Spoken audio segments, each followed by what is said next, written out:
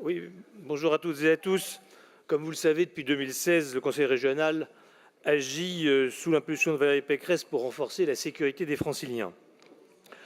Avant de vous présenter le budget 2026, je voudrais rendre un hommage appuyé, vibrant et apporter tout notre soutien à nos policiers nationaux, à nos gendarmes, à nos pompiers, à nos militaires, à nos policiers municipaux, à nos agents de l'administration pénitentiaire qui mènent un travail remarquable au quotidien avec abnégation, dévouement et courage au service de la sécurité des Français, de notre sécurité.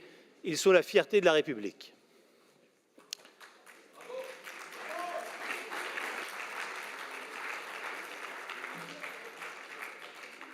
Le bouclier de sécurité, c'est d'abord renforcer la sécurité des communes. Les maires sont au plus près des besoins légitimes des Franciliens, notamment en matière de sécurité. Rappelons que depuis 2016, 818 communes d'Île-de-France, toutes tendances politiques confondues, ont bénéficié de nos dispositifs de soutien à l'équipement des polices municipales et d'équipements en vidéoprotection, soit 2/3 des communes d'Île-de-France, qui représentent 90% de la population francilienne. À titre d'exemple, nous avons financé plus de 18 000 caméras de vidéoprotection, plus de 600 véhicules, presque 2 000 gilets pare-balles. Cela témoigne de la réussite de ce dispositif et plus encore, cela révèle les attentes toujours plus fortes des maires et des Franciliens dans le domaine de la sécurité et de la tranquillité publique. Le bouclier de sécurité, ce sont également des moyens supplémentaires et essentiels pour nos forces de l'ordre. Depuis 2016, grâce au bouclier de sécurité, ce sont plus de 74 opérations de construction, de rénovation, de sécurisation de commissariats et de casernes en Île-de-France, afin d'améliorer et de moderniser les conditions de travail des policiers et des gendarmes. La région a également financé l'achat de 55 véhicules pour la sous-direction de la police régionale des transports et 17 chevaux pour les brigades équestres.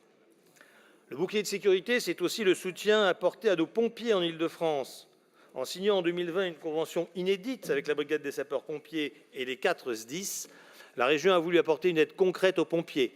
Ainsi, 50 nouveaux véhicules et de nombreux autres équipements ont été financés pour les pompiers franciliens. Le bouclier de sécurité, c'est aussi renforcer la sécurité des communautés éducatives et des lycéens. Ainsi, depuis 2016, les actions engagées ont notamment permis, à la demande des proviseurs, de renforcer la sécurité de 440 lycées publics sur les 470 existants. Et avec les brigades régionales de sécurité qui comptabilisent 5 193 interventions depuis leur création en 2019, tout ça a permis ainsi de sécuriser et d'apaiser les situations de crise dans les lycées.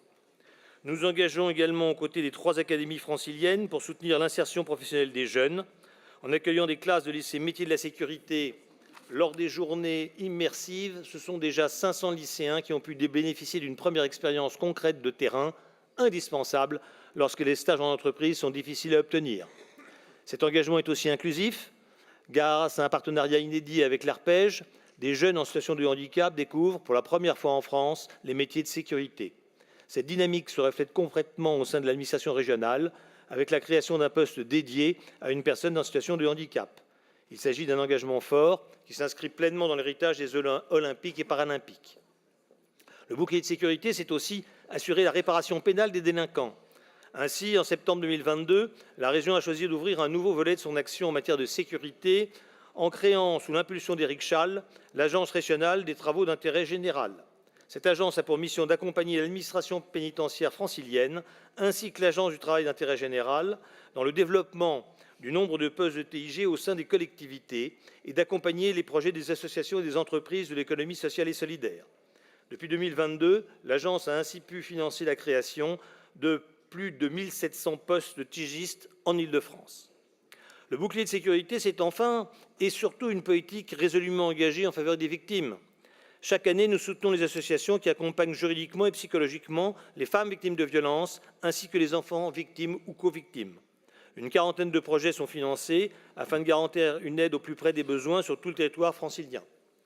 Depuis début 2024, le dispositif L'Abri assure une permanence juridique et psychologique pour accompagner les victimes d'agressions, de harcèlement ou de violences conjugales au sein même de la région Île-de-France. Plus de 1000 entretiens ont d'ores et déjà été réalisés.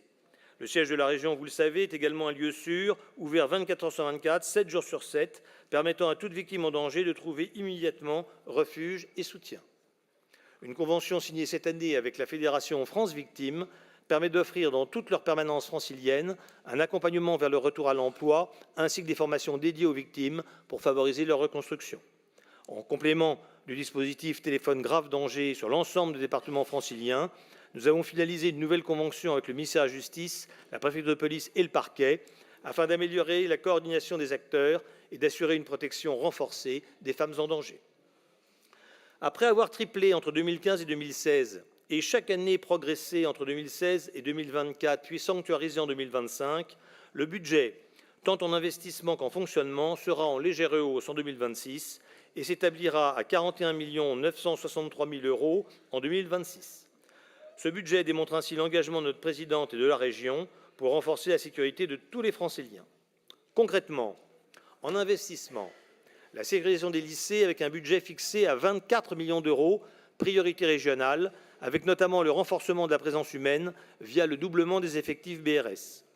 Le bouclier de sécurité proprement dit à 17 090 000 € d'organisation de programme structuré autour des actions suivantes. Pour l'État, le soutien à l'inflation locale des forces de sécurité avec une dotation de 5,1 millions d'euros. Pour les communes, le soutien à l'équipement en vidéoprotection avec une dotation de 7,4 millions d'euros et le soutien à l'équipement des forces de sécurité et à la sécurisation des équipements publics avec une dotation de 3 090 000 €. Et enfin, le soutien à l'équipement des sapeurs-pompiers et des SDIS avec une dotation de 1,5 million d'euros. En fonctionnement, en adoptant la libération cadre mieux protéger les victimes, la région a par ailleurs souhaité concentrer son action de fonctionnement en matière de sécurité sur les victimes d'infractions pénales. Ainsi, pour 2026, la région consacrera 523 000 € pour poursuivre le déploiement du dispositif L'Abri, pour soutenir les associations franciliennes venant en aide aux victimes d'infractions pénales et plus particulièrement les femmes victimes de violences. L'Agence régionale des TIG poursuivra son engagement auprès des acteurs en charge des réparations pénales. Cette agence sera dotée d'un budget de 200 000 €. Je conclus cette intervention en adressant mes plus chaleureux remerciements à tous ceux qui agissent pour mener à bien cette mission de renforcement de la sécurité des Franciliens. Je remercie bien évidemment Madame la Présidente Valérie Pécresse pour son soutien et son engagement permanent pour nos forces de sécurité et sa volonté ferme de renforcer la sécurité de chaque Francilien et Francilienne. Je remercie le président de la Commission sécurité, Jean-Marie Villain, pour l'attention qu'il porte à nos territoires et le souhait qui est le sien de rendre l'action publique la plus efficace possible.